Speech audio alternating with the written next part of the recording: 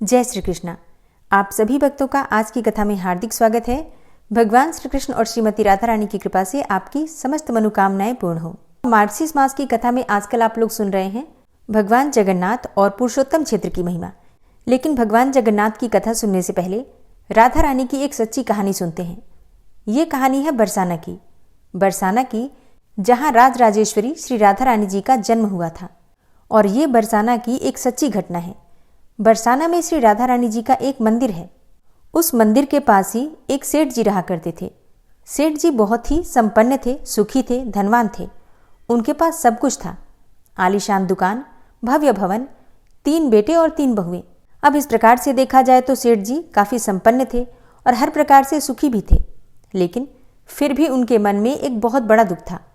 उन्हें हमेशा लगता था कि काश उनके कोई पुत्री भी होती।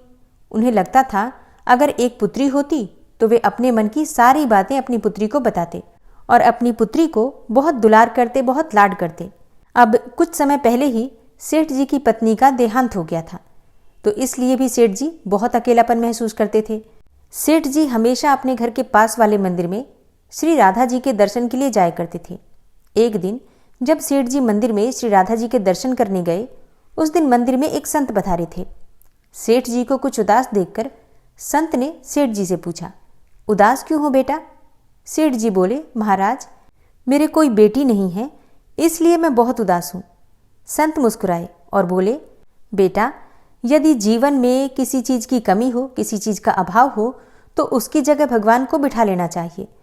सेठ जी बोले, महाराज मेरे तो कोई बेटी नहीं है, तो मुझे क्या करना चाहिए?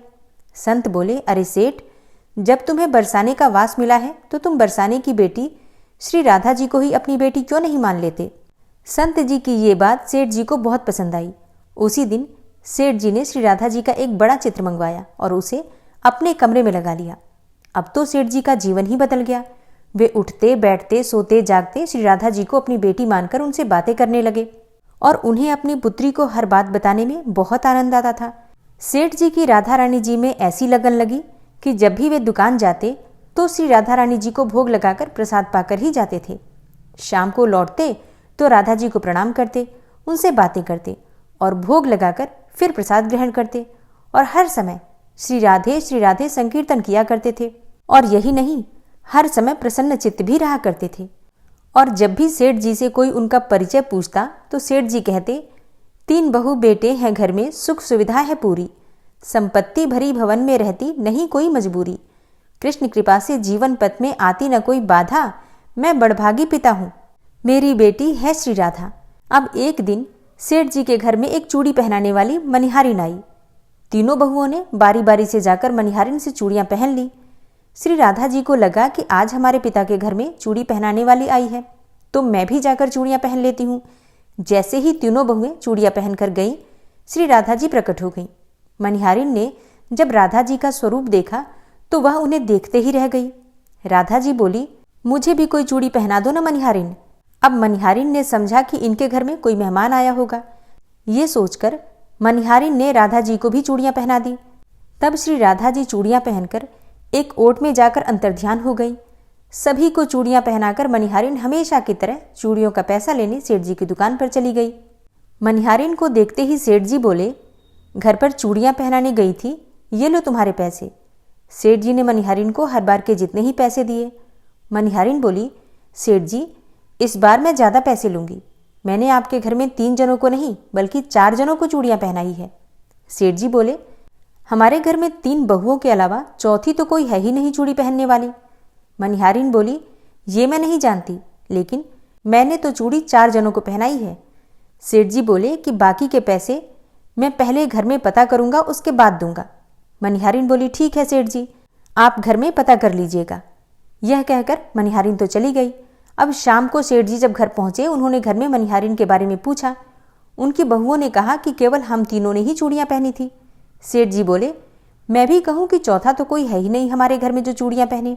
इस प्रकार सेठ जी ये बात भूल गए और अपने नित्य काम में लग गए। सेठ जी राधा राधा बोलते बोलते श्री राधा जी को प्रसाद का भोग लगाकर और भोजन करके सो गए। अब जब सेठ जी को नींद आ गई तो उनके स्वप्न में श्री राधा जी प्रकट हो गई। राधा जी बहुत उदास थी, उनकी आंखों में आंसू थे। सेठ जी ने पूछा, बेटी उदास क्यों हो? श्री राधा जी बोली, आज मेरा मन बहुत दुखी है। मैंने आज अपने पिता का घर समझकर यहाँ उस मनिहारिन से चूड़ियाँ पहनी थी, परंतु पिताजी, आपने तो उस मनिहारिन को मेरी चूड़ियों का मोल ही नहीं चुकाया। पिताजी, आपने मुझे बेटी तो बना लिया, परंतु आपको मेरी याद ही नहीं आई। आपने मुझे भुला दिया। इससे मैं बहुत दुखी हूँ। ये सुनकर सेठ जी सपने में ही रोते हुए बोले, बेटी मुझे क्षमा कर दो, मुझसे बहुत बड़ी भूल हो गई। सेठ जी तुरंत नींद में से उठ बैठे। उनकी आंखों से आंसू आ रहे थे। सेठ जी ने तुरंत तिजोरी में से पैसे निकाले और मनिहारिन के घर की तरफ चल दिए। सेठ जी ने मनिहारिन के घर का दरवाज़ा खटखटाया। मनिहारिन ने दरवाज़ा खोला। सेठ जी, आप इतनी रात को? सेठ जी को अपने घर पर देखकर मनिहारिन चौंक गई। सेठ जी के नेत्रों में आंसू भरे थे। सेठ जी बोले, तुम्हारे जैसा बड़भागी कोई नहीं है। मनिहारिन बोली, सेठ जी क्या हुआ? सेठ जी बोले, मैंने राधा जी को अपनी बेटी बनाया, परंतु मैंने उन्हें कभी अपने नेत्रों से नहीं देखा, लेकिन तुमने आज उन्हीं राधा रानी को अपने हाथों से चूड़ियाँ पहनाई है। आज तुम्हारे जितना भाग्यशाली इस धरती पर कोई नहीं है।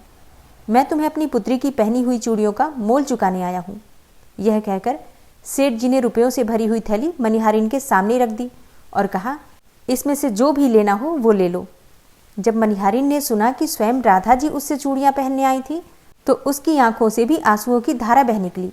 मनिहारिन बोली, सेठ जी, मैं राधा रानी की चूड़ियों के पैसे आपसे कैसे ले सकती हूँ?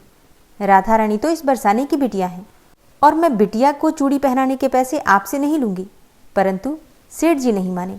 सेठ जी ने रुपयों से भरी हुई थैली मनिहारिन के घर पर रखी और वहाँ से सीधे श्री राधा जी के मंदिर चले गए। उस दिन के बाद सेठ जी ने सब कुछ छोड़कर संन्यास ले लिया और अपना शेष जीवन राधा जी के मंदिर में राधा जी की भक्ति करते करते ही बिता दिया। ये एक सत्य कथा है और इस कथा का सीधा सा सार है कि एक बार अगर ईश्वर से आपका कोई भी रिश्ता जुड़ जाता है तो इसके बाद दुनिया के सारे रिश्ते नाते फीके लगते हैं। एक और चीज़, अगर आपका कोई भी रिश्ता नहीं साथ दे रहा है आपका, या फिर कोई रिश्ता आपके पास नहीं है, किसी का भी अभाव हो, तो जैसा संत ने कहा, राधा रानी को और ठाकुर जी को अपने रिश्ते में मान लीजिए और देखिए, चाहे कोई रिश्ता निभाए ना निभाए, लेकिन ठाकुर जी और श्रीमती राधा रानी जो ठकुराइन हैं, वो अपना रिश्ता ज़रूर निभाते हैं। और विश्वास कीजिए, इसके बाद फिर आपको अपने जीवन में किसी चीज़ की कभी भी कोई भी कमी महसूस नहीं होगी। और ये 100% नहीं बल्कि 1000% सत्य है। तो प्रेम से बोलिए, युगल जोड़ी सरकार की जय, श्री राधा रानी की जय। आज की कहानी आपको कैसी लगी कमेंट बॉक्स में ज़रूर बताइए। और अब आप सुनेंगे मार्क्सिस मास की कथा का अगला अध्याय। और इस कथा में आजकल आप सुन रहे हैं भगवान जगन्नाथ जी और जगन्नाथपुरी की महिमा का वर्णन। अम्बरीश और पुंडरीक के चरित्र का वर्णन सुनने के बाद सभी मुनियों ने एक बार फिर से जैमिनी ऋषि से प्रश्न किया। मुनियों ने पूछा, हे द्विजश्रेष्ठ, जहाँ काष्ठ प्रतिमा के रूप में साक्षात भगवान नारायण विराजमान हैं, वो पुरुषोत्तम क्षेत्र किस देश में है? तब जैमिनी ऋषि ने उत्तर दिया, उत्कल अर्थात उड़ीसा नाम से प्रसिद्ध एक परम पावन देश है, जहाँ अनेकों तीर्थ और बहुत से पवित्र देव मंदिर हैं। वह प्रदेश दक्षिण समुद्र के तट पर बसा हुआ है और उसमें रहने वाले पुरुष सदाचार के आदर्श हैं। वहाँ के ब्राह्मण उत्तम आचार और स्वाध्याय से संपन्न होकर सदा यज्ञ कर्म में संलग्न रहते हैं। सृष्टि के आदि में यज्ञ और वेदाध्ययन की प्रवृत्ति वहीं से होती है। अतः वहाँ के निवासी ब्राह्मण वेद शास्त्रों के प्रवर्तक हैं। उस देश को 18 विद्याओं की निधि बताया गया है। वहाँ भगवान नारायण की आज्ञा से घर घर में लक्ष्मी का वास है। उस देश के निवासी मनुष्य लज्जाशील, विनयी, चिंता तथा रोग से रहित, माता पिता के सेवक, सत्यवादी तथा विष्णु भक्त हैं। वहाँ कोई भी पुरुष ऐसा नहीं होगा जो विष्णु का भक्त एवं आस्तिक न हो। उस देश के सब लोग परोपकारी हैं। लोभी, दुष्ट और शठ मनुष्यों का वहाँ सर्वथा अभाव है। उस प्रदेश के लोग दीर्घजीवी होते हैं। स्त्रियां पतिव्रता, सुशीला, धर्मपारायणा, लज्जा और सदाचार से विभूषित, रूपवती, सब प्रकार के आभूषणों से अलंकृत तथा कुल, शील और वय के अनुसार आचार विचार का पालन करने वाली होती हैं। वहाँ के क्षत्रिय भी अपने कर्तव्य का पालन करते हैं। वे सबके सब प्रजा की रक्षा के व्रत में दीक्षित होते हैं, दान देने में उदार और सब शास्त्रों के ज्ञान में निपुण होते हैं। सदा अधिक दक्षिणा वाले यज्ञों का अनुष्ठान करते हैं। उनकी यज्ञ वेदियाँ सदा प्रज्वलित रहती हैं तथा सुवर्ण भूषित यूप शोभा पाते हैं। उनके घर पर पधारे हुए अतिथियों को उनकी कामना से अधिक वस्तुएं देकर वे संतुष्ट करते हैं। उत्कल के वैश्य भी कृषि, वाणिज्य और गोरक्षा की वृत्ति में स्थित होते हैं। वे अपनी भक्ति और धन से देवता, गुरु और ब्राह्मणों को तृप्त करते हैं। वहां किसी एक के घर पर पधारे हुए याचक को दूसरे के घर पर जाने की आवश्यकता नहीं रह जाती। उस देश के शूद्र संगीत, काव्य, कला और शिल्प में कुशल तथा प्रिय वचन बोलने वाले होते हैं। धार्मिक एवं स्नान दान आदि कर्मों में भी तत्पर रहते हैं। वे अपने मन, वाणी, क्रिया तथा धन के द्वारा द्विजों की सेवा में लगे रहते हैं। वहां वर्ण शंकर जाति के लोग भी अपने अपने धर्म में स्थित होते हैं। ऋतुएं विपरीत प्रभाव नहीं धारण करती। मेघ असमय में वर्षा नहीं करती। खेती को हानि नहीं पहुंचती। हवा का भी कष्ट नहीं होता तथा प्रजा को भूख की पीड़ा नहीं सहन करनी पड़ती। अकाल और महामारी का प्रकोप नहीं होता। राज्य का नाश नहीं होता। पृथ्वी पर होने वाली कोई भी वस्तु वहां अलभ्य नहीं है।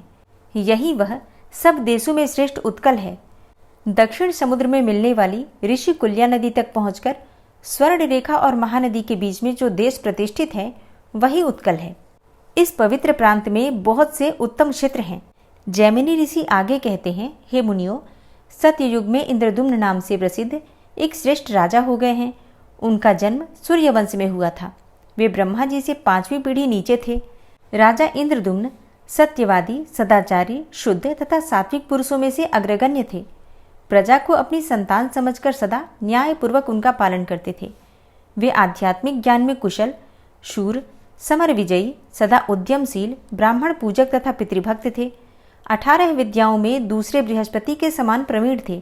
ऐश्वर्य में देवराज इंद्र तथा कोष संग्रह में कुबेर की समानता करते थे। रूपवान, सौभाग्यशाली, शीलवान, दानी, भोगी, प्रिय वक्ता, समस्त यज्ञों का यजन करने वाले तथा सत्य प्रतिज्ञ भी थे। उनमें भगवान विष्णु की भक्ति थी। सत्य भाषण का गुण भी था। उन्होंने क्रोध और इंद्रियों पर विजय प्राप्त कर ली थी। वे श्रेष्ठ राजसूय यज्ञ तथा सहस्त्रों अश्वमेघ यज्ञों का अनुष्ठान कर चुके थे। संसार बंधन से मुक्त होने की इच्छा रखकर सदा धर्म आचरण में ही लगे रहते थे। इस प्रकार वे सर्वगुण संपन्न राजा इंद्रदुम्न समूची पृथ्वी का पालन करते हुए मालव देश में विख्यात थे और समस्त रत्नों से संपन्न द्वितीय अमरावती के समान सुशोभित अवंती नाम वाली नगरी में निवास करते थे। वहां रहते हुए राजा ने भगवान विष्णु में मन, वाणी और क्रिया द्वारा परम अद्भुत एवं उत्तम भक्ति बढ़ाई। एक दिन भगवान लक्ष्मीपति की पूजा के समय देव पूजा गृह में बैठे हुए राजा ने अपने पुरोहित से आदरपूर्वक पूछा, हे पुरोहित जी, आप उस उत्तम क्षेत्र का पता लगाइए जहां हम इसी नेत्र से साक्षात भगवान जगन्नाथ का दर्शन करें। वैष्णव राजा के ऐसा कहने पर पुरोहित जी ने तीर्थयात्रियों के एक झुंड को देखकर उनसे प्रेम पूर्वक कहा, तीर्थों में विचरने वाले तथा तीर्थों का ज्ञान रखने वाले धर्मात्मा पुरुषों, हमारे महाराज जो आज्ञा देते हैं उसे तुम लोगों ने सुना है क्या? तुम में से किसी को उत्तम तीर्थ का पता है क्या? उनका अभिप्राय समझकर उन यात्रियों में से एक व्यक्ति, जो कि बहुत सारे तीर्थों में घूम चुका था और अच्छा वक्ता था, राजा के पास आकर हाथ जोड़कर बोला, राजन, मैंने बचपन से ही अनेकों तीर्थों में भ्रमण किया है। भारतवर्ष में ओढ़ नाम से प्रसिद्ध एक देश है। उस देश में दक्षिण समुद्र के तट पर श्री पुरुषोत्तम क्षेत्र है, जहाँ नीलाचल नाम का एक पर्वत है। वह सब ओर से वनों द्वारा घिरा हुआ है। उसके बीच में कल्प वृक्ष है, जिसके पश्चिम भाग में रोहिणी कुंड है। वह भगवान की करुणा रूप जल से भरा हुआ है, जो स्पर्श करने मात्र से ही मोक्ष देने वाला है। उसके पूर्वीय तट पर इंद्रनील मणि की बनी हुई भगवान वासुदेव की प्रतिमा है, जो साक्षात मोक्ष प्रदान करने वाली है। उस कुंड में स्नान करके जो भगवान पुरुषोत्तम का दर्शन करता है वह मुक्त हो जाता है। वहाँ शबरदीप नाम का एक श्रेष्ठ आश्रम है, जो कि भगवत विग्रह से पश्चिम दिशा में स्थित है। उस आश्रम से एक पगडंडी का रास्ता है, जिससे भगवान विष्णु के स्थान तक जा सकते हैं। वहाँ शंख चक्र गदाधारी साक्षात भगवान जगन्नाथ विराजमान हैं। वे करुणा के समुद्र हैं। दर्शन मात्र से ही सब जीवों को मुक्ति प्रदान करते हैं। हे राजन, देवाधिदेव जगन्नाथ जी की प्रसन्नता के लिए मैंने 1 वर्ष तक पुरुषोत्तम क्षेत्र में निवास किया है। मैं महामूर्ख था, परंतु उनकी कृपा से इस समय 18 विद्याओं में प्रवीण हो गया हूँ और मेरी बुद्धि भी निर्मल हो गई है, जिससे कि भगवान विष्णु के सिवा और कुछ मैं देखता ही नहीं। तुम सदैव दृढ़ता पूर्वक उत्तम व्रत का पालन करने वाले विष्णु भक्त हो, इसलिए तुम्हारे पास आया हूँ। मैं तुमसे इस समय धन अथवा भूमि नहीं मांगता, केवल इतना ही कहता हूँ कि मेरी इस बात को झूठ न मानकर वहां पुरुषोत्तम क्षेत्र में निवास करने वाले भगवान लक्ष्मीपति का भजन करो। यो कहकर वह जटाधारी यात्री सबके देखते देखते शीघ्र अंतर्ध्यान हो गया। इससे राजा को बड़ा विस्मय हुआ और वह व्याकुल होकर पुरोहित से बोले, यह अलौकिक वृतांत अलौकिक पुरुष से ही सुना गया है। अब मेरी बुद्धि जहाँ भगवान गदाधर विराजमान है वहां जाने के लिए उतावली हो रही है। हे द्विजश्रेष्ठ, मेरे धर्म, अर्थ और काम एक दूसरे के अनुकूल रहकर सदा आपके अधीन रहे हैं। आपके प्रसाद से मैंने त्रिवर्ग का साधन तो कर लिया। यदि आप इस भगवत दर्शन के कार्य में भी मेरे साथ चलेंगे तो मैं आपके सहयोग से चारों पुरुषार्थों को प्राप्त कर लूंगा। पुरोहित बोले, हे राजन, मैं ऐसा प्रयत्न करूंगा कि हम लोग सहायकों सहित पुरुषोत्तम क्षेत्र में चलकर बस जाएं। जन्म की सफलता इससे बढ़कर और क्या हो सकती है कि साक्षात भगवान लक्ष्मीपति का दर्शन किया जाए। इस समय मेरा छोटा भाई विद्यापति सब देशों में घूमने वाले दूतों के साथ वहां जाएगा और जगन्नाथ जी का दर्शन करके उस पर्वत पर सैनिकों के ठहरने योग्य स्थान का पता लगाएगा और फिर शीघ्र ही सब समाचार लेकर आ जाएगा। फिर इससे हम लोगों का कल्याण होगा। पुरोहित की ये बात सुनकर राजा इंद्रद्युम्न ने कहा, ब्राह्मण, बहुत अच्छा, अब मैं भगवान विष्णु के समीप उसी क्षेत्र में चलकर बसूंगा। ऐसा कहकर राजा ने प्रसन्नतापूर्वक अंतःपुर में प्रवेश किया और पुरोहित ने उन सब यात्रियों को यथायोग्य सम्मान देकर अपने अपने आश्रम को भेजा। फिर अपने भाई को ब्राह्मणों से स्वस्ति वाचन कराकर शुभ मुहूर्त में भेजा। विद्यापति समस्त विश्वसनीय पुरुषों के साथ पुष्प शोभित रथ पर आरूढ़ होकर वहां से प्रस्थित हुआ। उसने रथ में बैठे बैठे ये विचार किया कि अहो, मेरा तो जन्म ही सफल हो गया। मेरी रात्रि मंगलमय प्रभात का दर्शन करने वाली होगी, क्योंकि मैं भगवान के उस मुखारविंद का दर्शन करूंगा जो समस्त पापों को दूर करने वाला है। श्रवण, मनन आदि साधनों से निरंतर प्रयत्न करने वाले साधक जिन्हें अपने हृदय कमल के मध्य विराजमान देखते हैं, उन्हीं भगवान चक्रपाणि को आज मैं नीलाचल के शिखर पर साक्षात शरीर धारण किए देखूंगा, जो कि शरीर बंधन का नाश करने वाले हैं। श्रुति, स्मृति, इतिहास और पुराण के वचनों द्वारा जिनके स्वरूप का भलीभांति निरूपण करना असंभव है, उन्हीं भगवान लक्ष्मी निधि के अदृष्ट पूर्व स्वरूप का दर्शन करके आज मैं भवसागर से पार हो जाऊंगा। जिनके नाम संकीर्तन मात्र से उनका स्मरण करने वाले मनुष्यों के विविध पापों का संहार हो जाता है, उन्हीं अप्रमेय भगवान जगन्नाथ के नीलगिरी निवासी स्वरूप का आज मैं प्रत्यक्ष दर्शन करूंगा। जिनके रोम रोम में असंख्य ब्रह्मांडों की मालाएं हैं और जिनके सहस्त्रों मस्तक, चरण और नेत्र हैं, जिनके निश्वास वायु से संपूर्ण वेदों की राशि प्रकट हुई है तथा जो सब प्रपंचों के स्वामी हैं, उन पुराण पुरुष भगवान विष्णु की मैं शरण लेता हूँ। आहा, मेरा कैसा भाग्य है कि इन्हीं चर्म चक्षुओं से मैं जगत के आदि कारण भगवान नारायण का दर्शन करूंगा। इसी विचार में पड़े हुए प्रसन्न चित्त ब्राह्मण को रथ के वेग से लांघे हुए विशाल मार्ग का कुछ भी पता न चला। मार्ग में मिले हुए अनेकों वन, पर्वत तथा दुर्गम स्थानों को देखते हुए वे सूर्यास्त के समय महानदी के तट पर जा पहुंचे। उन्होंने रथ से उतरकर विधिपूर्वक नित्य कर्म किया और सायं संध्या करके भगवान मधुसूदन का ध्यान किया। तत्पश्चात रथ पर ही बैठे बैठे रात बिताई। सबेरा होने पर शीघ्र ही महानदी को पार किया। फिर प्रातःकालिक कृत्य समाप्त करके रथ पर आरूढ़ होकर गोविंद का चिंतन करते हुए ही आगे का प्रस्थान किया। भगवान के निकट जाने वाले मार्ग को देखते हुए वे एकाम्र वन में पहुंचे। उसके बाद कल्पवट से विभूषित गगनचुंबी नीलाचल का शिखर देखा, जो दर्शकों के पापों का नाश करने वाला है। साक्षात शरीरधारी भगवान विष्णु के उस अद्भुत निवास स्थान को खोजते हुए विद्यापति नीलाचल की उपत्यका अर्थात तराई में जा पहुंचे। अब वे भगवान के दर्शन के लिए अत्यंत उत्कंठित हो गए, किंतु आगे बढ़ने का मार्ग ही नहीं मिला। तब भूमि पर कुशा बिछाकर मौन भाव से लेट गए और भगवत दर्शन की सिद्धि के लिए भगवान के ही शरणागत हो गए। तभी पर्वत से पश्चिम भगवत भक्तों के विषय में बातचीत करने वाले लोगों की अलौकिक वाणी सुनाई देने लगी और तब वे प्रसन्न होकर उसी शब्द का अनुसरण करते हुए आगे बढ़े। कुछ ही दूर पर विख्यात शबर दीपक नामक आश्रम मिला। वहां उन्होंने वैष्णव भक्तों का दर्शन किया और उन्हें प्रणाम करके हाथ जोड़कर खड़े हो गए। तब विश्वावसु नामक शबर भगवान विष्णु का पूजन समाप्त करके पूजा के प्रसाद से सुशोभित होकर पर्वत के बीच से वहां आया। उसे देखकर ब्राह्मण को बड़ा हर्ष हुआ और वे सोचने लगे, ये श्रेष्ठ वैष्णव है, इनसे मुझे भगवान विष्णु के संबंध में दुर्लभ समाचार प्राप्त होगा। इसी विचार में पड़े हुए ब्राह्मण से सबर ने कहा, ब्राह्मण, आप कहाँ से इस वन में पधारे हैं? यह वन का मार्ग तो बड़ा दुस्तर है। आप भूख प्यास से बहुत थक गए होंगे। यहाँ सुखपूर्वक बैठिए और दीर्घकाल तक विश्राम कीजिए। ऐसा कहते हुए विश्वावसु ने ब्राह्मण के लिए पाद्य, आसन और अर्घ्य प्रदान किया तथा विनय युक्त वाणी से पूछा, हे विप्रवर, आप फलाहार करेंगे या तैयार की हुई रसोई? जैसी आपकी रुचि हो वैसा ही भोजन में प्रस्तुत करूंगा। हे भगवान, आज मेरा अहोभाग्य है, यह जीवन सफल हो गया, क्योंकि आप साक्षात दूसरे विष्णु की भांति मेरे घर पर पधारे हैं। इस प्रकार पूछने पर श्रेष्ठ ब्राह्मण विद्यापति ने कहा, हे वैष्णव श्रेष्ठ, फल अथवा तैयार की हुई रसोई से मेरा कोई प्रयोजन नहीं है। मैं बहुत दूर से जिस उद्देश्य को लेकर यहाँ आया हुआ हूँ उसे सफल करें। मैं अवंतीपुरी के निवासी महाराज इंद्रद्युम्न का पुरोहित हूँ और भगवान विष्णु के दर्शन की इच्छा से यहाँ आया हूँ।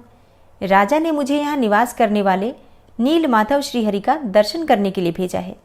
दर्शन करके मैं जब तक राजा के पास इसका समाचार न पहुँचा दूंगा तब तक राजा निराहार रहेंगे। इसलिए आप मुझे भगवान विष्णु का दर्शन कराइए।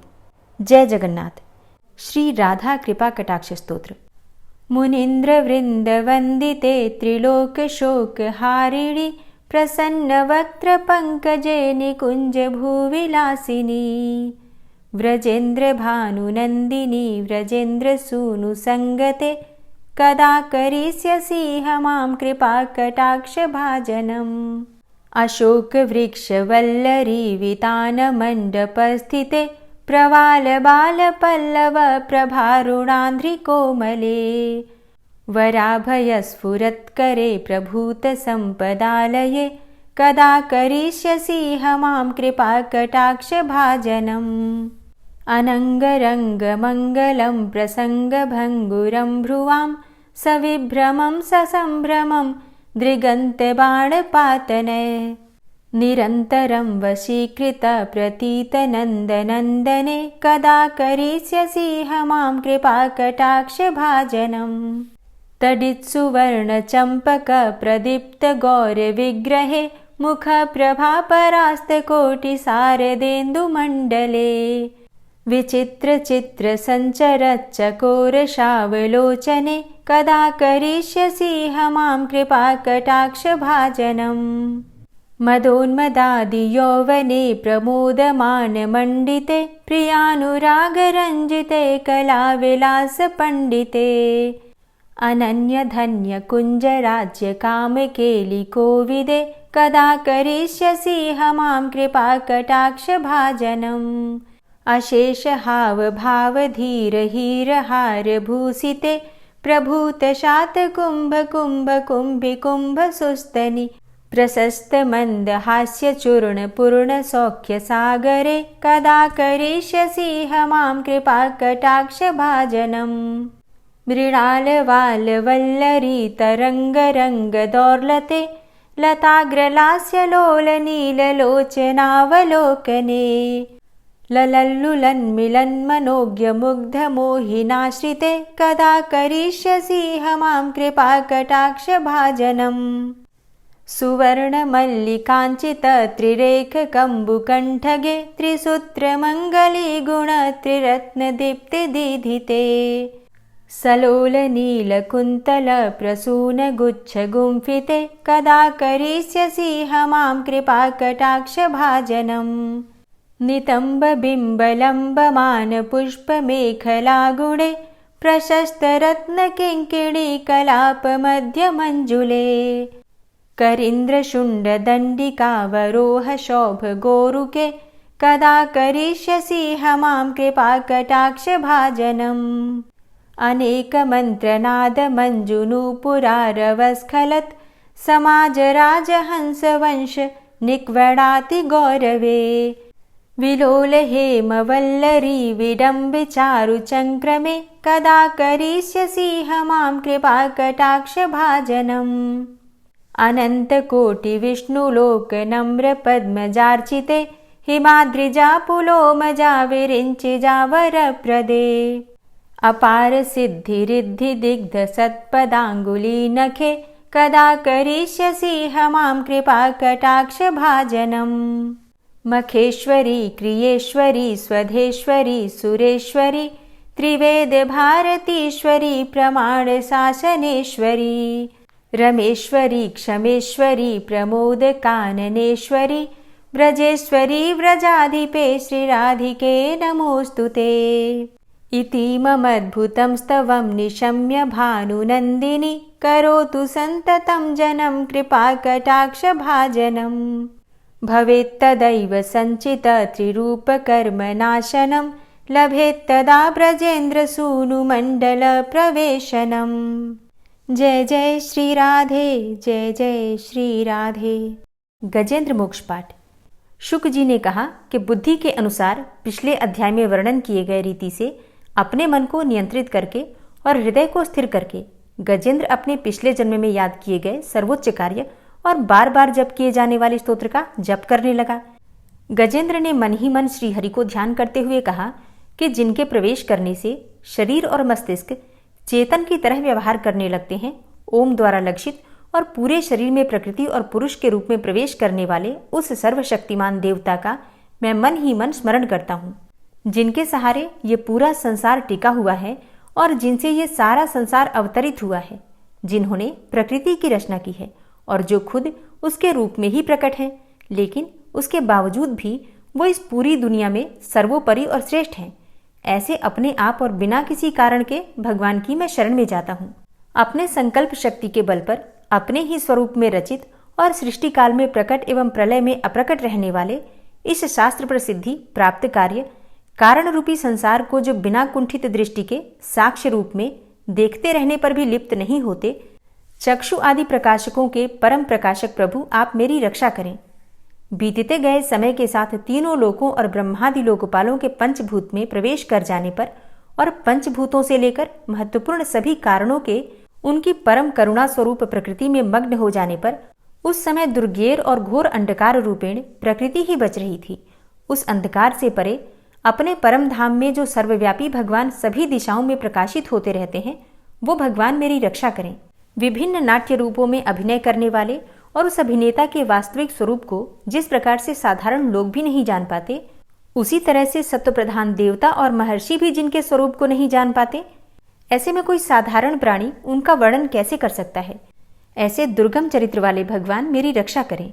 अनेकों शक्ति से मुक्त, सभी प्राणियों को आत्मबुद्धि प्रदान करने वाले, सबके बिना कारण हित और अतिशय साधु स्वभाव ऋषि मुनिजन जिनके परम स्वरूप को देखने की इच्छा के साथ वन में रहकर अखंड ब्रह्मचर्य तमाम अलौकिक व्रतों को नियमों के अनुसार पालन करते हैं, ऐसे प्रभु ही मेरी गति है। वह जिनका हमारी तरह न तो जन्म होता है और न जिनके द्वारा अहंकार प्रेरित कर्म ही होते हैं, जिनके निर्गुण स्वरूप का न तो कोई नाम है और न रूप ही है, फिर भी समय के अनुसार जगत की सृष्टि एवं प्रलय के लिए स्वेच्छा से जन्म आदि को स्वीकार करते हैं, उन अनंत शक्ति संपन्न परम ब्रह्म परमेश्वर को नमस्कार है।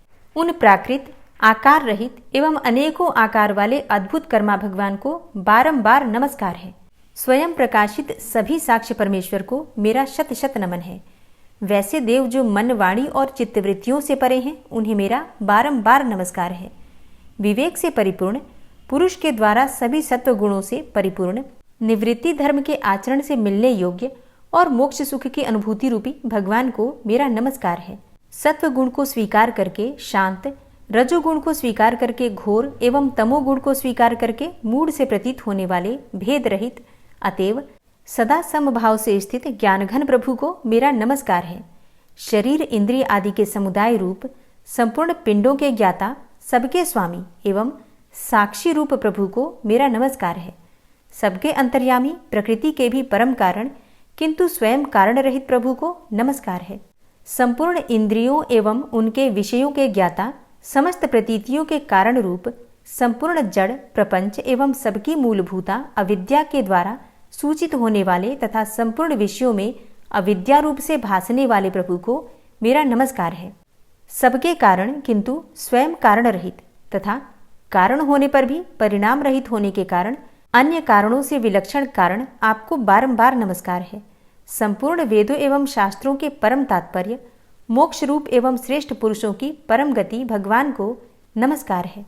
जो त्रिगुण रूप काष्ठों में छिपे हुए ज्ञान रूप अग्नि है, उक्त गुणों में हलचल होने पर जिनके मन में सृष्टि रचने की बाह्य वृत्ति जागृत हो उठती है तथा आत्मतत्व की भावना के द्वारा विधि निषेध रूप शास्त्र से ऊपर उठे हुए ज्ञानी महात्माओं में जो स्वयं प्रकाशित हो रहे हैं, उन प्रभु को मैं नमस्कार करता हूँ।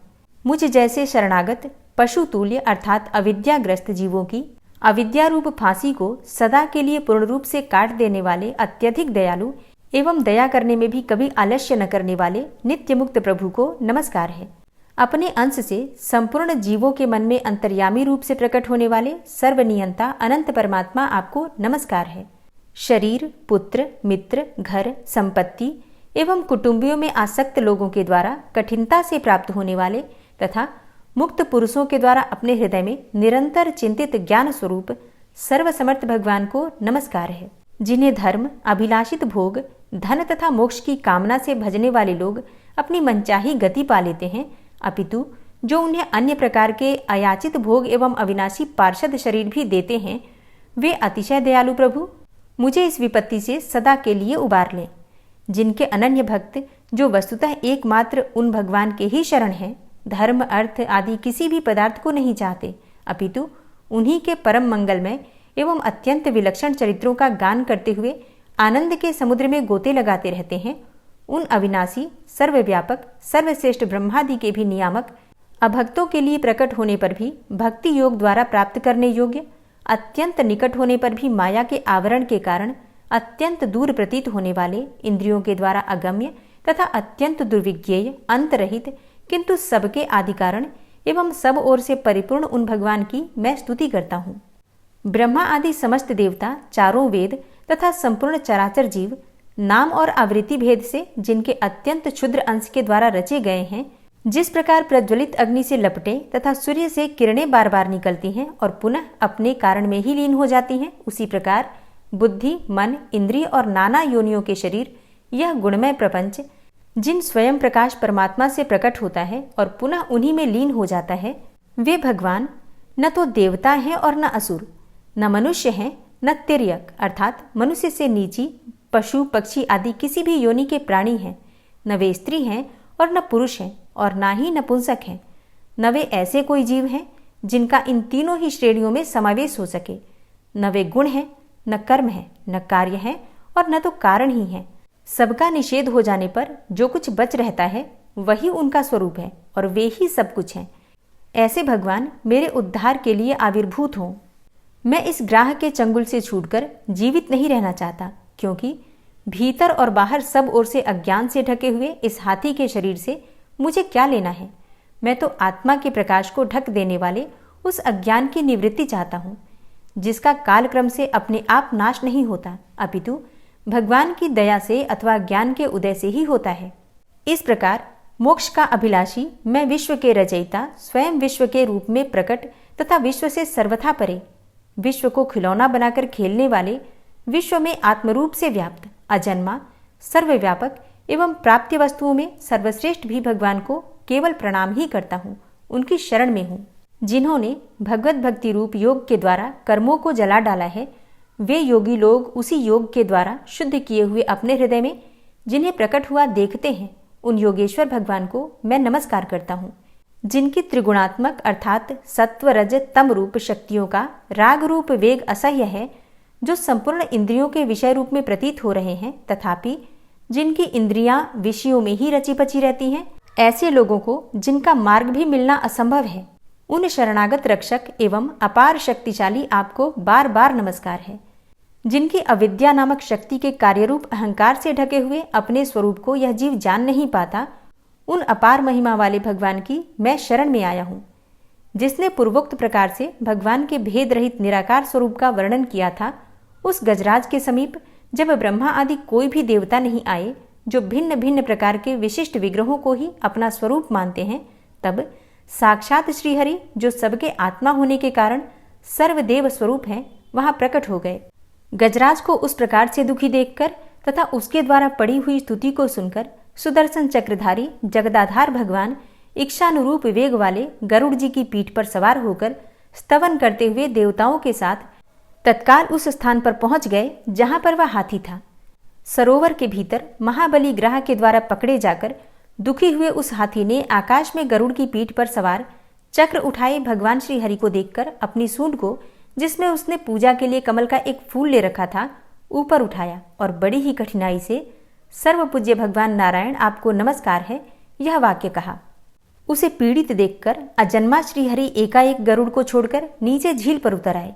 वे दया से प्रेरित होकर ग्राह सहित उस गजराज को तत्काल झील से बाहर निकाल लाए और देवताओं के देखते ही देखते चक्र से मुंह चीरकर उसके चंगुल से हाथी को उबार लिया।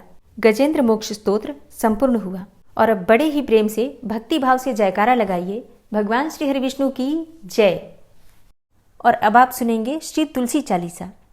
श्री तुलसी महारानी करु विनय सिरनाय, जो मम हो संकट विकट दीजे मात नशाय। नमो नमो तुलसी महारानी, महिमा अमित न जाए बखानी। दियो विष्णु तुमको सन्माना, जग में छायो सुयस महाना। विष्णु प्रिया जय जयति भवानी, तिहु लोक की हो सुख खानी। भगवत पूजा करे जो कोई, बिना तुम्हारे सफल न होई। जिन घर तव नहीं होय निवासा, उस घर कर ही विष्णु नहीं बासा। करें सदा जो तव नित सुमिरन, तेहि के काज होय सब पूरन। कार्तिक मास महात्म तुम्हारा, ताको जानत सब संसारा। तव पूजन जो करे कुंवारी, पावे सुंदर वर सुकुमारी। करे जो पूजा नित प्रति नारी, सुख संपत्ति से होय सुखारी। वृद्धा नारी करे जो पूजन, मिले भक्ति होवे पुलकित मन।